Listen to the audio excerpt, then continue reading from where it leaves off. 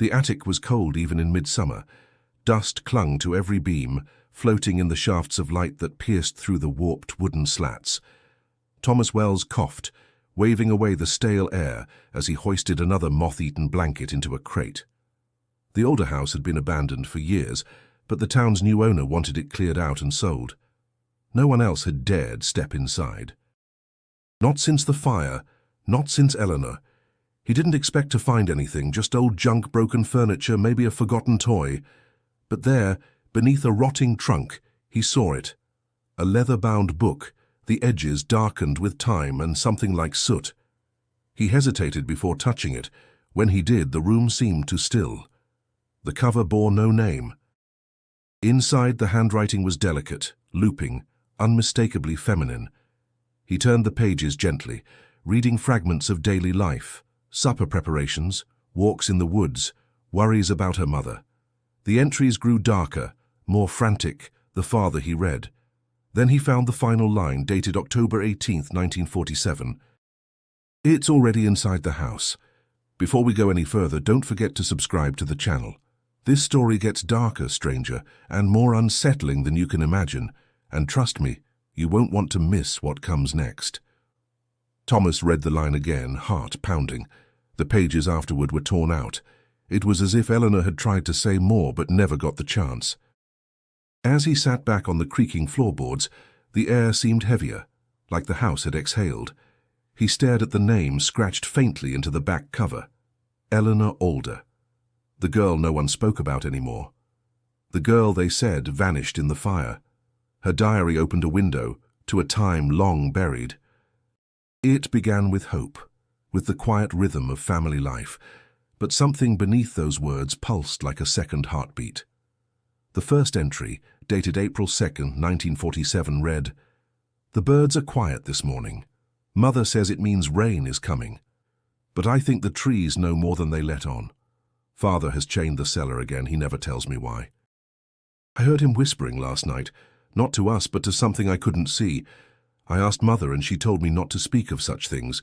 She says God watches over us, but sometimes I wonder if something else is watching too." The words pulled Thomas in, the handwriting beginning to feel familiar, like a voice echoing across decades. She wrote of waking to silence, no birds, no crickets, no wind. Of how the air in the older house sometimes felt thick, like breathing through cloth. She noticed how her father flinched when the wind whistled down the chimney, how her mother began to sleep in the parlor instead of the bedroom. "There's a door in the cellar that he keeps hidden under the stairs," she wrote. "I saw him come back up one night covered in dirt, his fingernails raw. He didn't notice me. I think he was crying." Her entries were meticulous, almost obsessive. She drew what she saw: crooked trees, endless staircases, something that looked like a door carved into stone. But most often she drew eyes, hundreds of them, watching from places they shouldn't be. Thomas closed the book for a moment, unsure if what he felt was fear or awe. He knew the older house was infamous in their small Pennsylvania town, but this was something else. This was a confession, or a warning. And something deep in his bones told him that this story, Eleanor's story, was far from over. The older house stood like a wound in the woods, too still, too forgotten. It had once been beautiful, or so Eleanor imagined from the old photographs tucked into drawers. But in 1947, the paint peeled like sunburned skin, and ivy clung to its stones like fingers refusing to let go. The house didn't age. It decayed. In her diary, Eleanor described its rooms with meticulous care. The kitchen with its cold iron stove, the parlor with the dusty chandelier that never swayed, not even in the wind. The guest room they never used. The basement door that remained bolted. "It's always cold," she wrote, "even when the sun warms the outside air. The cold comes from inside, not out." Her father, Nathaniel, moved through the house like a ghost of his own. Once a surgeon in the city, he returned from the war withdrawn and hollow-eyed. He no longer spoke much, and when he did, it was in hushed tones, always looking over his shoulder as if someone might be listening. He spent most of his time in the study or behind the locked cellar door. At dinner, he would sit with his hands in his lap, staring at his plate as if he no longer recognized what food was. Margaret, Eleanor's mother, was even harder to understand. She had once been a schoolteacher, Eleanor said, full of warmth and song. But in recent months she had grown pale and fearful, reciting prayers under her breath and hanging crucifixes in every room. "She watches the windows," Eleanor wrote. "She says, if I see anything in the mirror that doesn't belong, I should not speak to it." It was Thomas, the neighbour's boy, who brought her the only comfort. They met in secret, just beyond the fence that separated their lands. He was 17, tall, kind-eyed, with a curiosity that sometimes frightened her. He asked too many questions, wanted to see the inside of the house, to understand what made it so feared. She never let him come near the porch. "You wouldn't hear it," she warned him, "not until it wants you to." Still, she clung to those moments with him, however brief. In one entry she wrote, "When I laugh with Thomas, it almost feels like the walls don't listen, but as soon as he leaves, it comes back, like it's been waiting." Her words painted a picture of a home that breathed its own silence. The furniture seemed to shift when no one was looking. Footsteps echoed where no one walked. Doors stayed open after being locked. The house did not sleep. One night, Eleanor woke to the sound of a low hum beneath the floorboards. She pressed her ear to the floor and heard something dragging. When she asked her mother, Margaret simply handed her a rosary and told her not to ask again. "There is a presence here," Eleanor wrote, "something old and cold and hungry. I don't know if it's tied to the house or to us, but it is growing bolder." She stopped sleeping in her own bed, instead curling up on the rug in the parlour near the fireplace. "The light keeps it away," she claimed, though no one else could say what it was. One afternoon, while dusting, she found a crack behind the grandfather clock. It looked like part of the wall, but the wallpaper peeled differently around it. She touched it, and the wall throbbed as if something behind it breathed. That night, she dreamed of a hand reaching out from inside the house, not through a door, but through the very walls. Thomas asked again if he could come see her room. "No," she told him, "because it knows you now." Eleanor stopped trusting silence. It wasn't the kind of quiet that brought peace. It was charged, watching, waiting. At night, when the candles burned low, she could hear it, the faintest whisper, like breath brushing the nape of her neck. Not voices exactly, but syllables. Her name repeated gently, almost lovingly, as if coaxing her closer. She wrote about it in the margins of her diary. "They whisper behind the walls, not loud but steady. It's worse when I answer."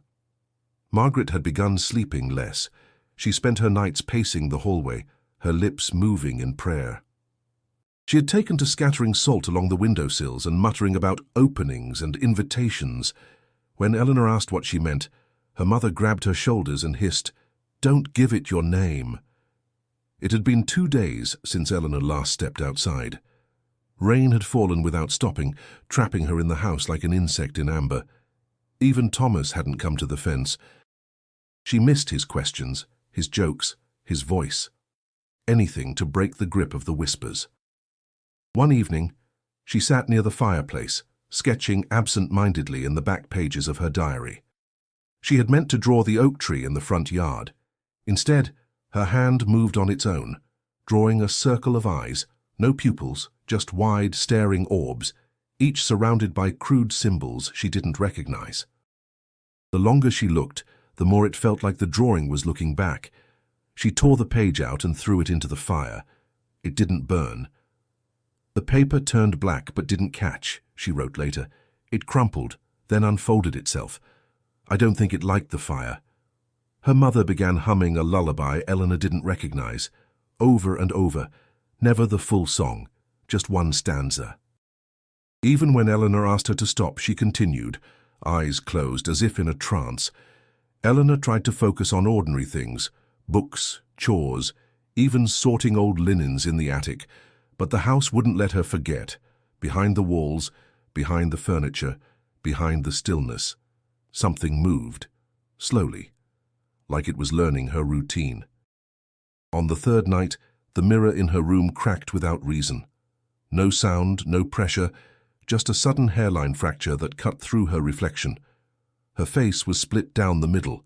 She covered it with a blanket and didn't look again. In one of her most shaken entries, she wrote, It doesn't like mirrors, it doesn't like prayers, it doesn't like Thomas. But it likes me. She found Margaret crying in the pantry the next morning, hands trembling over a Bible. Pages had been torn out, shredded like leaves. Eleanor reached to comfort her, but Margaret recoiled, her eyes wide with panic. "I saw it wear your face," her mother whispered, "but your mouth and wasn't right." Eleanor didn't know what to say. She hadn't left her room all night. But when she checked her diary later, there was a new entry, written in her hand but with words she didn't remember writing. "It's getting closer. I can hear it breathing when I sleep. Last night it brushed my foot. It's learning me. It will wear me." She didn't show that page to her mother. She didn't even touch it again. Later, as rain lashed the windows and wind howled down the chimney, Eleanor curled beneath her blanket and tried to sleep. Just before her eyes closed, she heard it again, faint, like a whisper through cotton. "Eleanor, come see." She held her breath. The voice had come from the wall behind her headboard, and this time it didn't sound like it was coaxing. It sounded like it was waiting. There were places in the Alder house that Eleanor had learned to avoid. The upstairs hallway after midnight, the mirror in the guest room, the space under the staircase where the wallpaper peeled like old skin. But the cellar door, bolted, chained, always cold to the touch, held a presence that made her bones ache. She had passed it for years without question, but now something about it called to her, not in words, in feeling. A low, constant hum beneath her ribs.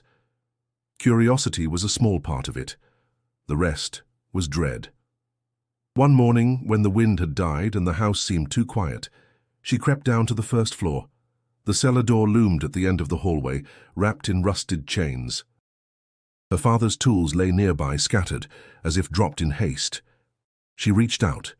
The wood was slick, not with moisture, but something else. It pulsed faintly, like skin over a heartbeat.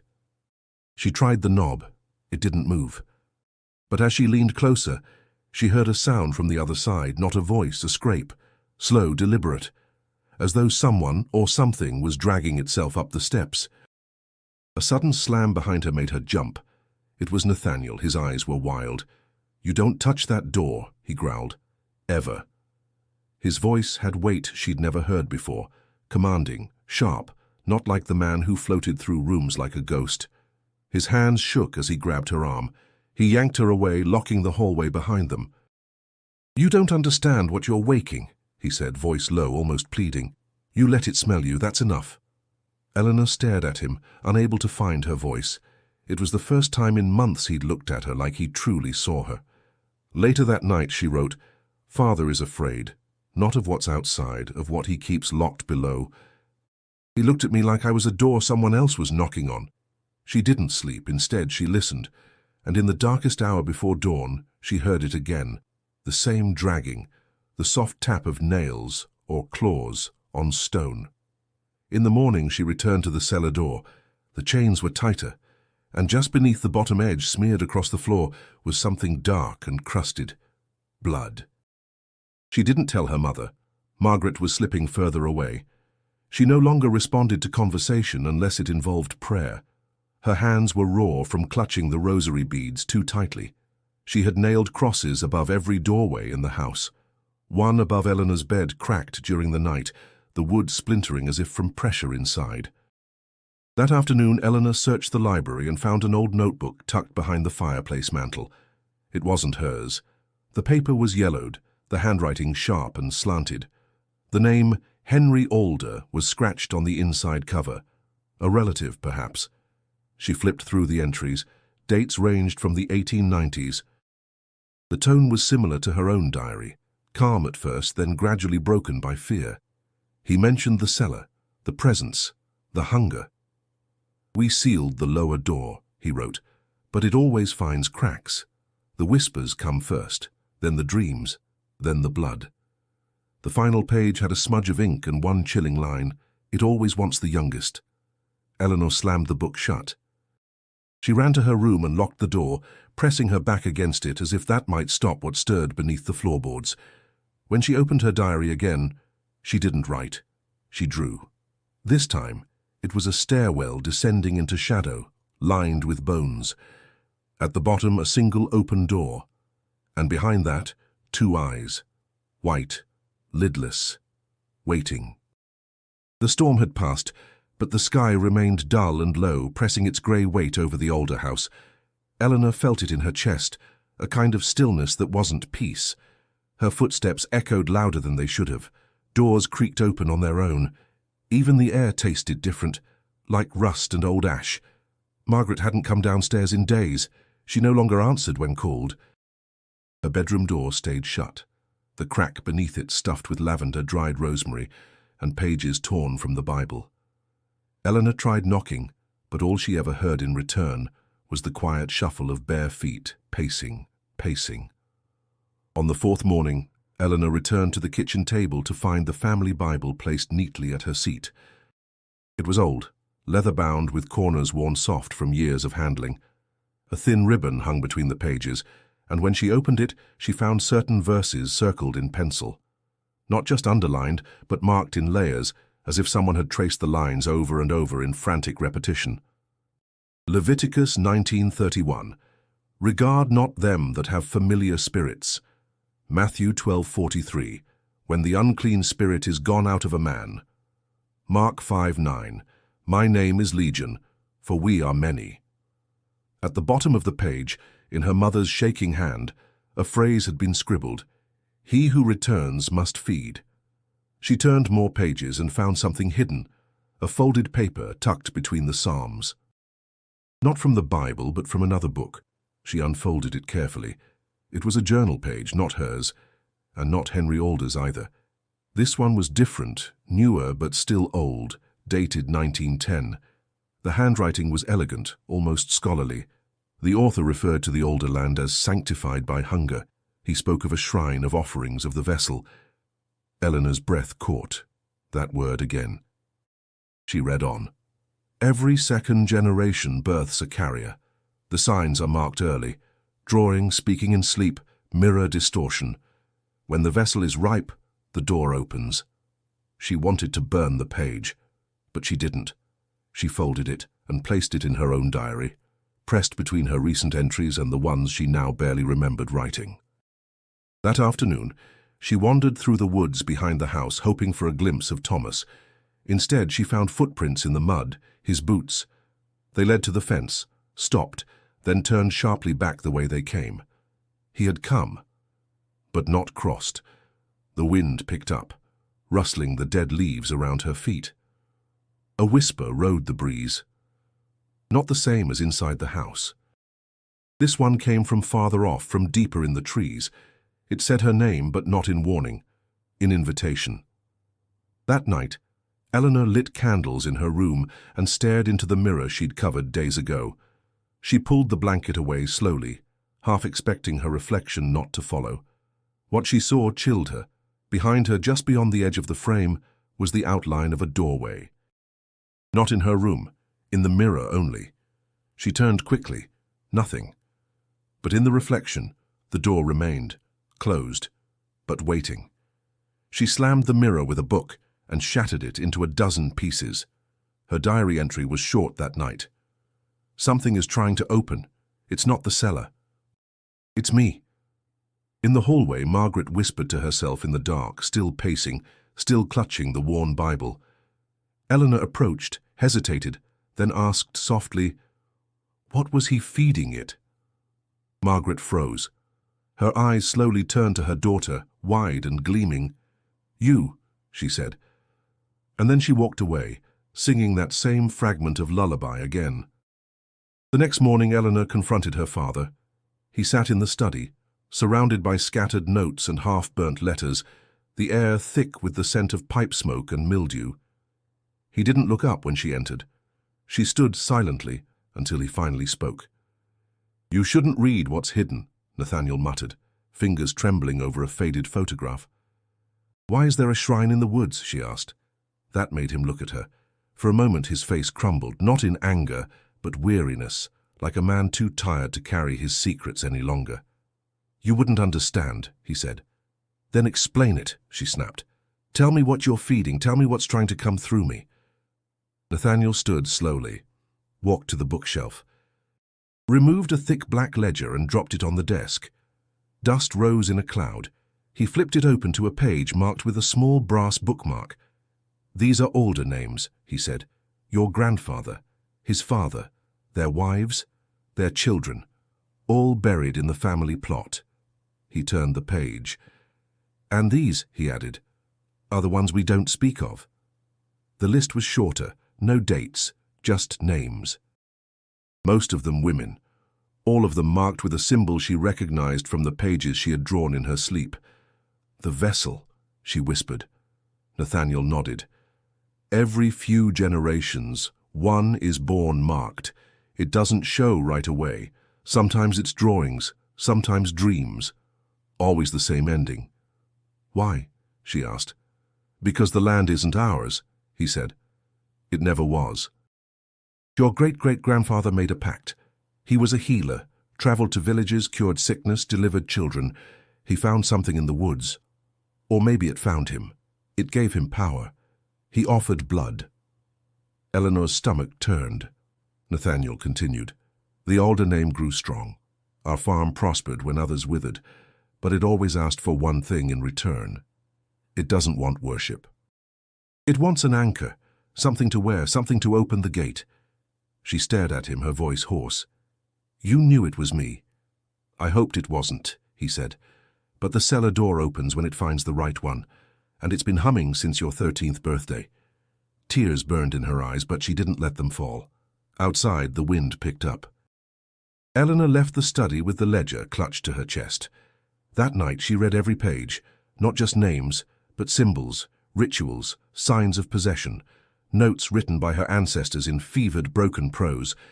They described how to calm the vessel, how to delay the awakening, but never how to stop it. The next day, Thomas returned. He waited at the fence like he always had, his eyes filled with concern. She ran to meet him. "There's something wrong in the woods," he said. "My dog. He won't go near them anymore. And I keep hearing humming." Eleanor nodded. "It's not just the woods," she whispered. "It's under the house, under me." Thomas wanted to help. She could see it in his face. But how could he fight something she didn't understand herself?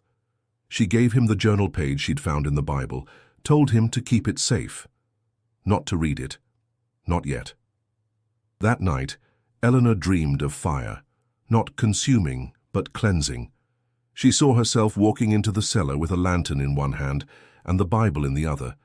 But behind her, shadow upon shadow, something followed. It wore no face. When she awoke, her pillow was damp with tears. Her legs ached as if she'd walked in her sleep again. She checked her diary. A new drawing covered the last page. It was the Alder family tree. And at the very end, where her name should be, it read, "Key." Eleanor woke up in the garden with dirt beneath her fingernails, and no memory of how she'd gotten there. The morning sun was pale, the sky cloudless. She was barefoot, her nightgown torn. A trail of muddy footprints led from the house to where she lay. Her feet were raw, her ankles scratched by thorns. But what unsettled her most was the faint, sour smell clinging to her, like rotted herbs and copper. Back in her room, she flipped through her diary. The last page had been filled in. "He sings in the stone, he waits, he knows my name now." The handwriting was hers, but she had no memory of writing it. That day, Margaret nailed a second crucifix above Eleanor's bed. She wrapped it in red ribbon, muttering a prayer Eleanor didn't recognize. When asked what it meant, her mother looked through her, eyes glassy, lips trembling. "It's to slow it down." Eleanor didn't sleep that night, but even in the darkness she drifted, not into rest, into movement. She saw herself walking again, this time through the upstairs hallway, down the staircase, across the parlor to the cellar door. She watched herself undo the chains one by one without resistance. In the morning, the chains were still intact, but her fingers were bruised. Her palms scraped, and beneath her bed lay a single object she had never seen before, a small, smooth stone with a symbol carved into it. The same sigil that appeared again and again in her drawings. In her next entry, she wrote, "Sleep isn't mine anymore. It's a tunnel, and he waits at the other end." That afternoon, The neighbor's dog was found dead near the Alder fence, torn open. Bones stripped clean. The sheriff came by, offering questions but not comfort. Nathaniel said nothing. Margaret didn't come to the door. Eleanor watched from the window as Sheriff Morgan stood beneath the porch, staring up at the house like it might collapse at any moment. He didn't stay long. Later, she sat at her desk, trying to write, trying to breathe. The whispers were stronger now, constant. Like a chorus just beneath the walls. She plugged her ears. It didn't help. She looked at the mirror again. It had been replaced, but the reflection still seemed wrong, off by a fraction, her eyes too still, the air behind her too dark. When she blinked, her reflection didn't. She smashed the mirror with the stone from under her bed. It cracked but didn't shatter. Instead, the surface rippled for a moment, like water disturbed by a drop. That night she dreamt of a room without walls, just blackness. In the center, a table. On it, a book, her diary. And behind it, a figure. Tall, lean, skin pale as ash, mouth stitched shut, eyes lidless. It reached for her. And when its fingers brushed her arm, she felt it. She woke, screaming. Margaret rushed in, clutching the rosary, her face gaunt, lips trembling. She pressed salt into Eleanor's hands and whispered, "It's trying to root in you." Eleanor asked what it was. Her mother wouldn't answer, just wept and repeated, "He who returns, he who returns." That evening, Thomas came back to the fence. He didn't say much, just looked at her, long and quiet. Then handed her something, a folded piece of parchment. "Found it under the tree line," he said. "Didn't read it. Thought maybe you'd know what it is." She took it, fingers trembling. Inside was a sketch, not hers, but familiar, the hollow tree, and in its center an open mouth lined with teeth. The drawing haunted her. She stared at it for hours, tracing the lines again and again. A hollow tree gnarled and wide like a wound in the forest. At its center, an opening that wasn't just a hollow, it was a mouth, jagged, hungry. Eleanor had seen that tree before.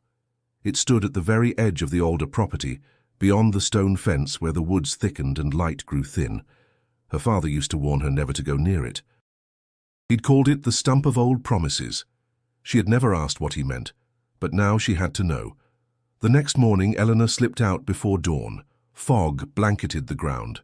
The woods were silent, no birdsong, no rustling, only her breath. Each step forward felt like a test. The trees leaned in, narrowing the path as she moved deeper. She found it exactly where she remembered. The hollow tree was older than any other around it, blackened at the roots, its bark etched with markings that pulsed in the dim light. The mouth was large enough for her to crawl inside. She hesitated, heart hammering. Then she stepped in. Inside, it was colder than it should have been. The smell was thick, earth, mildew, old blood. Candles, long melted, lined the inner walls. Animal bones littered the dirt floor, and at the center a small stone altar. Upon it Alder family heirlooms, lockets, letters, and a porcelain doll with one missing eye. But what chilled her most was the small torn scrap of fabric nailed above the altar, her initials stitched into it. E.A. She backed away. The air shifted. A low creak echoed through the woods, like the groan of a door slowly opening somewhere far below her feet. In her diary later she wrote, "It's not a shrine, it's a mouth. The tree is only the teeth. What it holds is deeper." As she ran back to the house, she felt it again, that strange pressure in her chest, like something inside her was listening, not to the world, but to her thoughts. Back home, Nathaniel was waiting on the porch.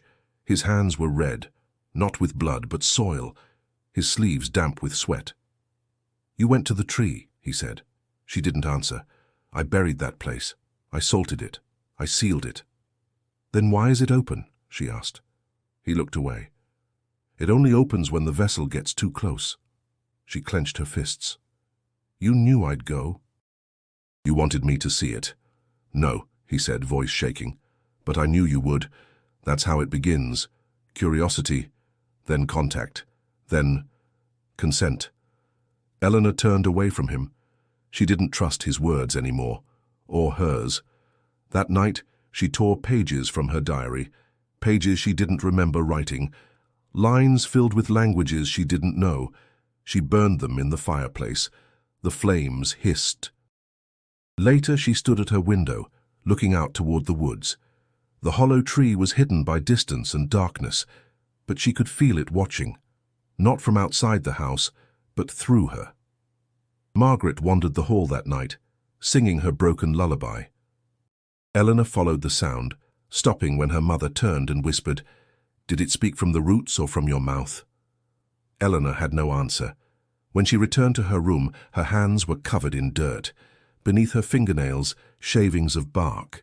She checked her shoes, clean. She hadn't walked, not with her feet. In her final entry of the day, she wrote, "It's no longer calling from the woods, it's calling from inside. I am the door. I don't know if it wants to leave, or wants me to let it in." The cellar door was unchained.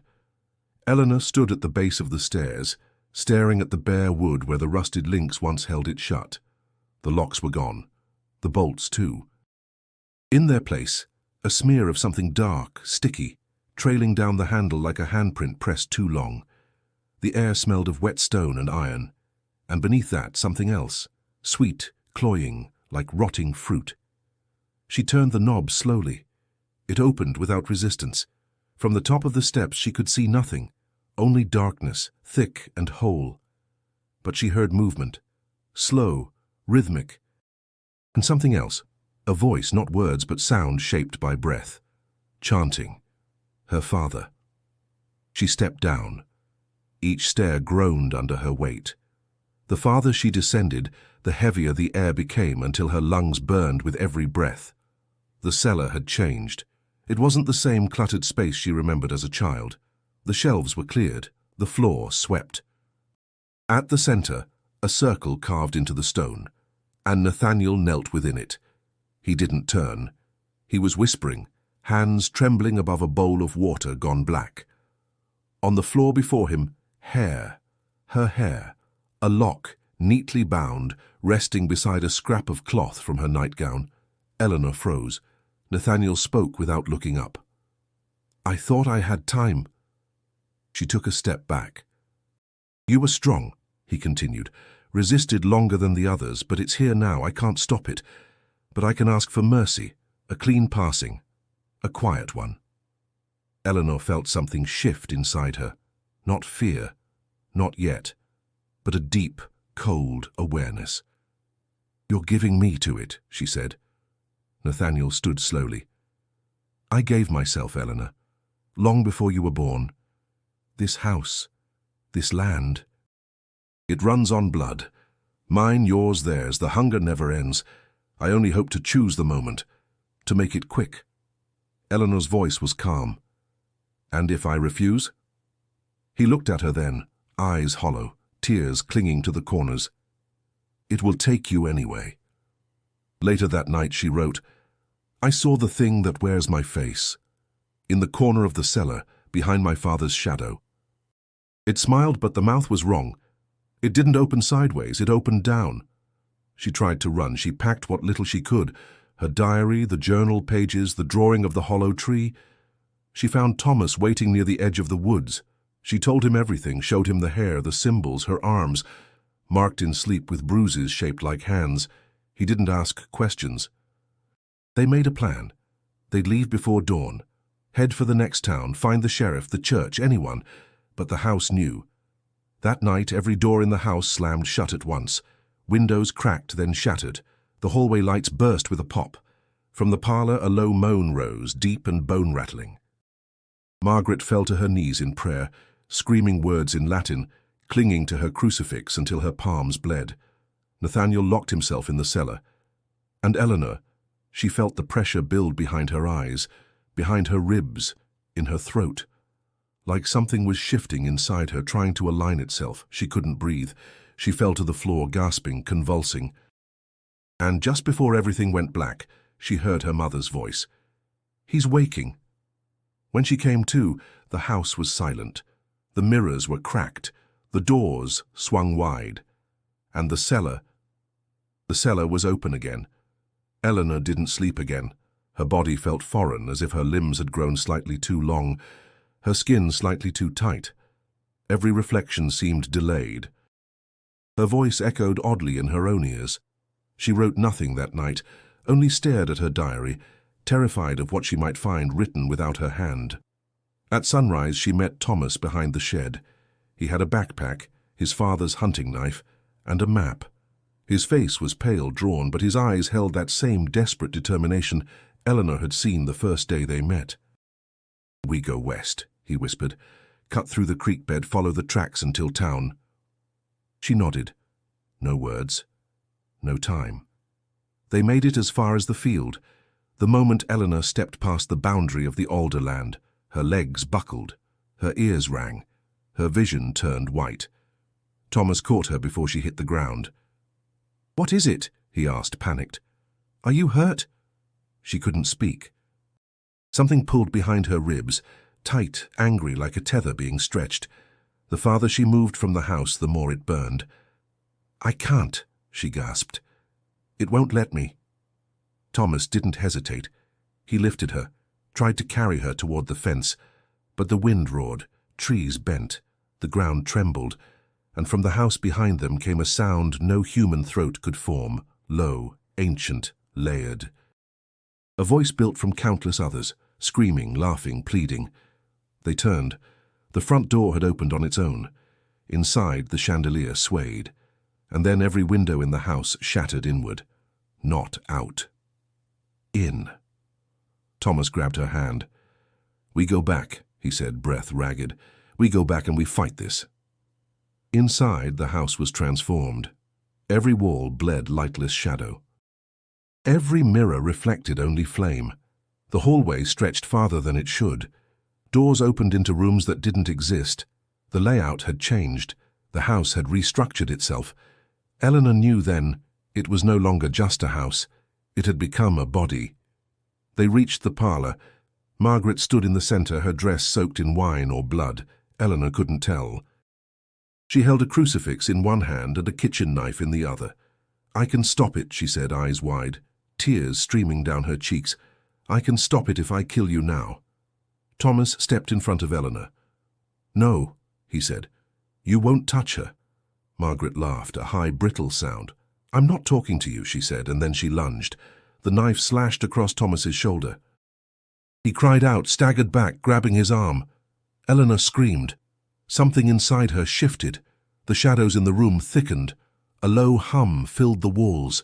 The chandelier exploded, and Margaret collapsed, convulsing, eyes rolled back, whispering one final word. "He's waking." Smoke began to pour from the cellar door. Eleanor grabbed Thomas. They fled. Up the stairs, through the hall.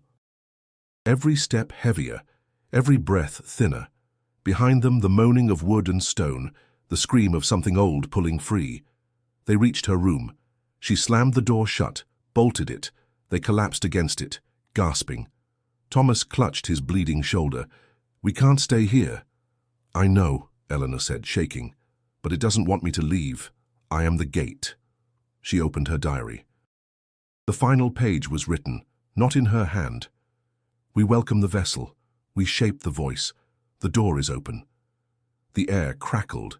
Eleanor could feel it in her teeth, in the marrow of her bones. The house pulsed around them like a living organ, groaning with pressure, its veins full of smoke and heat. Somewhere below, the cellar yawned wide, and something crawled upward, slow, sure, ancient. She tore the final page from her diary and shoved it into Thomas's hand. "If I don't make it out," she whispered, "burn this, no matter what." Thomas shook his head. "We're getting out, together." But even he didn't sound convinced. They moved through the hall like hunted things. Every portrait had twisted, faces stretched, eyes weeping black, mouths missing. The wallpaper bubbled as if from fever. The floorboards curled upward like roots. They made it to the landing before the house shifted again. The staircase split open with a sound like bones breaking, revealing a second set of steps beneath. The cellar had risen. Eleanor grabbed Thomas's hand. "We don't go down. We end it." They turned toward the parlor, but Nathaniel was waiting. His eyes were gone, burned clean or torn away. His face was wet with blood and ash, his hands twitching at his sides, and in his grip, kerosene. He looked at Eleanor and spoke calmly, clearly, as if nothing had changed. "It needs a vessel, not a corpse. I can still deny it that." And then he lit the match. The fire bloomed instantly, licking up the curtains, the floor, the very walls. The house roared in protest, screaming through every beam. Eleanor cried out, dragging Thomas back. They fled toward the kitchen, but the flames chased them like a living thing. Behind them, Nathaniel burned without screaming. The fire spread unnaturally fast, upward, outward, consuming in all directions at once. The front door burst into cinders before they could reach it. The house was closing. They turned back toward the dining room. Smoke poured from the vents. The chandeliers fell. Margaret's lullaby still echoed somewhere in the walls, slower now, as if sung from beneath water. Thomas stumbled, falling to his knees. "I can't," he coughed. "My leg." Eleanor pulled him up. "One more room, the pantry, the window there opens." They crashed through the swinging door, heat blistering their skin. The room was thick with smoke. But the window was there, small, narrow, a way out. She climbed first, then pulled him through. They fell into the cold grass, coughing, gasping, choking on the night. Behind them, the Alder house burned. It didn't scream. It sang. The fire consumed it from the inside out. The roof caved. The walls folded. And in the center where the parlor had been, a black shape rose briefly through the smoke, then vanished into flame. Thomas turned to Eleanor. "Is it gone?" She didn't answer, because deep in her chest something still pulsed. The fire raged for hours. The sky turned red. Neighbors came, drawn by the light. Sheriff Morgan arrived at dawn, staring in disbelief at the charred remains. Eleanor was found sitting in the field, barefoot, her dress soaked in smoke. Her hands were empty. Her diary was gone. Thomas had passed out beside her, feverish, his shoulder burned. No one asked questions. No one wanted to. The Alder house was gone. But Eleanor's eyes, when she finally looked up, were no longer hers. Not entirely. They said Eleanor had been lucky to survive the fire. That's what the doctors told the sheriff. That's what the neighbors whispered when they brought casseroles and condolences. Thomas was recovering slowly, his burns treated, his fever managed. But Eleanor? Eleanor didn't speak. She lay in the hospital bed with her hands folded neatly on her stomach, staring at the ceiling for hours, blinking slowly, breathing shallowly. Nurses noted that she never seemed to sleep, and when she did close her eyes, her heart rate would rise unnaturally, as if she were running, as if she were remembering something her body didn't want to. They tried to talk to her. Family, clergy, police. She said nothing. Until the third day. A nurse checking her vitals leaned down to adjust the pillow. Eleanor opened her eyes and whispered, "He sings through stone." The nurse dropped her clipboard. Doctors diagnosed catatonia with intermittent lucidity, trauma-induced psychosis. One suggested early-onset schizophrenia, but none of their words explained why her pupils remained fully dilated, or why, when left alone, every light in the room dimmed inexplicably. Thomas visited on the 5th day. He sat beside her, arms still bandaged, his face thinner than before. He didn't speak right away. He just watched her breathe. Then he placed the final page of her diary, charred at the edges but intact, on her lap. "I kept it," he said. "You told me to burn it. I should have, but I didn't." Eleanor didn't move, but her fingers twitched once. That night, Thomas returned home and didn't sleep. Because while he stared at his ceiling, he could still hear her voice, clear as day. "He sings through stone." But she hadn't said it to the nurse. She had said it to him, directly into his mind. At the hospital, Eleanor sat up for the first time since being admitted. Alone in the dark, she reached for the paper Thomas had left. She unfolded it. The page now read something new. Not the original words, not her writing, but a sentence scrawled in a darker ink. The door is never closed, only passed. She smiled. Doctors noticed her improvement, slight responses, head movements, the occasional whispered word. They called it progress. They didn't notice how the room grew colder when she spoke. They didn't question why all the clocks in her wing stopped at 3:33 each morning. One nurse began hearing music from the vents, low, droning, harmonic but wrong. Another found symbols carved into the underside of Eleanor's mattress, as if scratched there with bone. In her final recorded medical note before being transferred to private care, a physician wrote, "Eyes exhibit a glassy reflection inconsistent with room lighting. Echo response in voice recordings." Sense of presence around patient is reported by multiple staff members. Vital signs normal. Psychological condition unresolved. Recommend isolation. She left the hospital a week later. The authorities declared the Alder house fire an accident. Gas line ignition. No charges filed, no further questions, but no one rebuilt. The land was sold to a private buyer. The foundation was covered, the well sealed. And yet, the townspeople swore they heard singing at night, from the field where the house once stood, and in the school just beyond the ridge, a girl was caught drawing on her desk, symbols nearly identical to those found in Eleanor's diary. She didn't know where she'd seen them. But when asked about it, she simply smiled and said, "It's already inside the house." 14 years later, the Alder land was quiet again. The house was gone, reduced to ash and memory, and yet something remained, something heavy and buried beneath layers of soil, time, and silence. The property had passed through several hands, always briefly, always quietly, until it was bought in 1961 by the Caro family, who knew nothing of what had come before. They built a modest home atop the cleared foundation. Clean lines, fresh paint, linoleum floors, a place for new beginnings. Their daughter Lillian was 9. She loved exploring, especially the attic where dust hadn't yet settled. It was smaller than the old Alder houses, with new beams and fresh insulation, but corners still held shadows that stretched too far. One afternoon, while playing hide-and-seek with her brother, Lillian found a loose floorboard beneath an old trunk. Curious, she pried it up and discovered a space no larger than a shoebox. Inside, wrapped in oilcloth and tightly bound with twine, was a book. It was old. The leather cracked and dark, the pages curled and yellowed.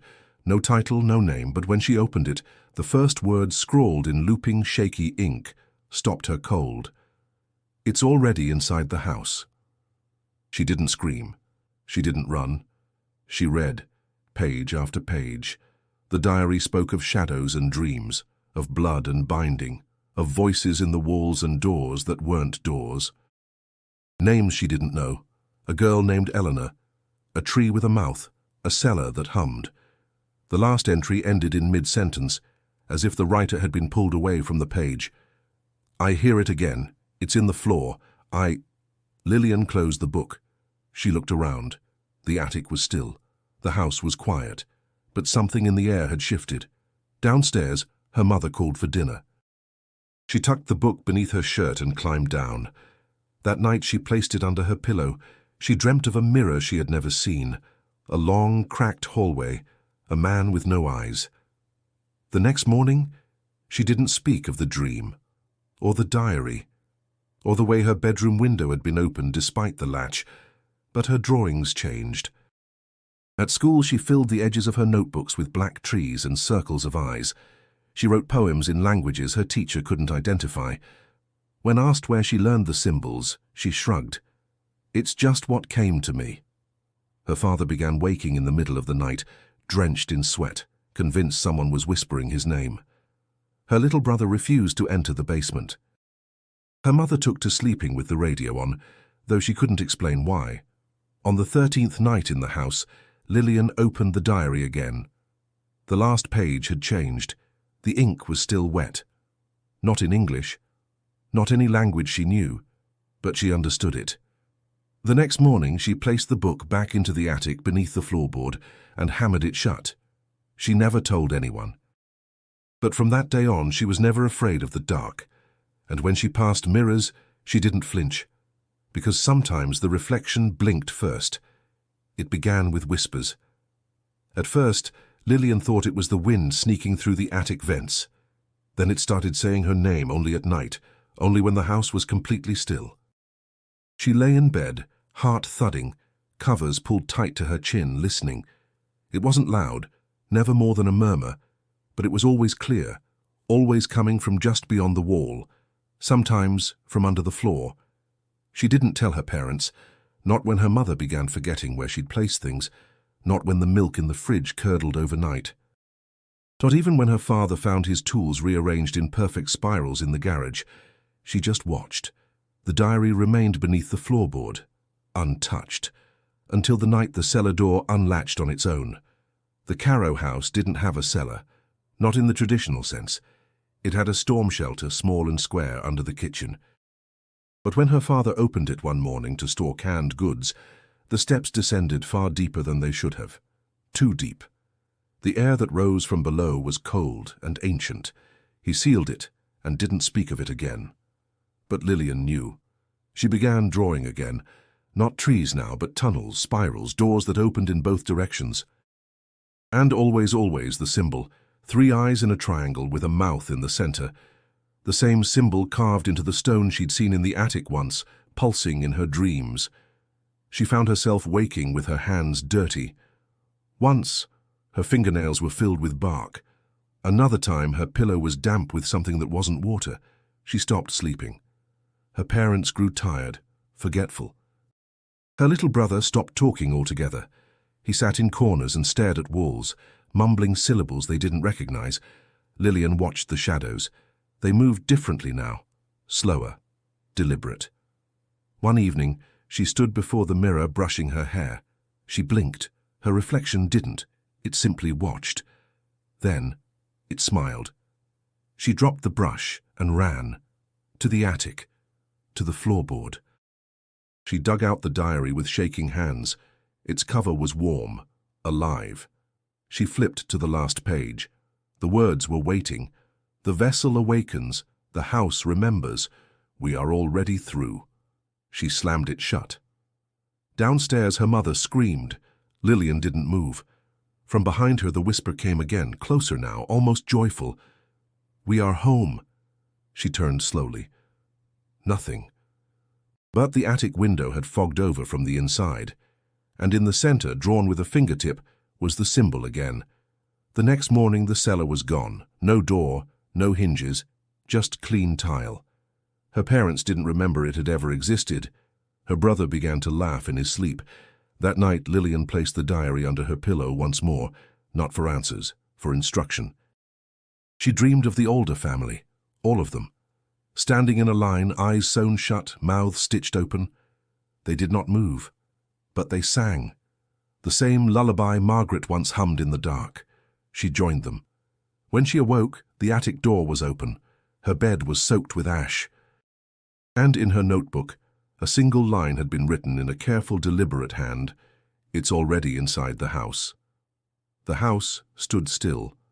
Not the Alder house, burned, buried, forgotten, but its descendant, the Caro house. A new skin stretched over old bones, but the heartbeat underneath had never changed. It simply waited and watched. At the edge of the woods, an old man stood beneath the grey sky, silent as the trees. Thomas. His back was bent, his beard white, his coat patched with time and loss. No one had seen him in years. He lived alone in a cabin miles from town, away from roads, away from names. But something had called him back. He knew the voice. It had taken him decades to forget the taste of the Alder house. The blood, the fire, the eyes, but dreams always betray the buried. He watched the Caro home from the cover of trees. He saw the girl, Lillian, standing at the window, her eyes glassy, her posture too still. He knew that look. He had seen it in Eleanor the night before the fire. He clutched something in his coat pocket. A single page, yellowed and thin, the last scrap of Eleanor's diary. The page she'd told him to burn, the one he never could. He had carried it for 47 years.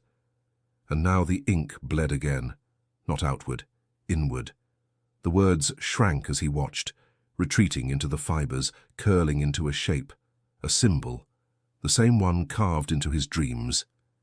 He dropped the page. It burned without flame. Inside the house, Lillian stood in the attic. Her hands were clean, her breath slow. The floor beneath her pulsed faintly, like skin over a beating heart. She wasn't afraid. The diary lay open at her feet, pages turning on their own, faster and faster, until the air itself trembled. Behind her, a mirror cracked. The reflection stepped forward, no longer hers. Outside, Thomas turned away. It was already done. There was no scream. Only a hum, low, beautiful, inhuman. That night, no lights came on in the Caro house. No one answered the phone. No one left, and no one entered again. The town whispered, but no one acted, because some things grow in silence, and some doors, once opened, forget how to close. If you've made it this far into the story, thank you for listening to the forgotten truth of the Alder family. But their story doesn't end here. There's more hidden in the shadows, in the cracks between pages, in the houses we think are new, because sometimes it's not the place that's haunted, it's the blood. So if this story stayed with you, if a part of you now listens for whispers in the walls, don't forget to subscribe to the channel. We uncover the things most leave buried. And if you're brave enough, click the video on screen to explore another story. But fair warning, once you start hearing the voice, it never truly goes quiet again.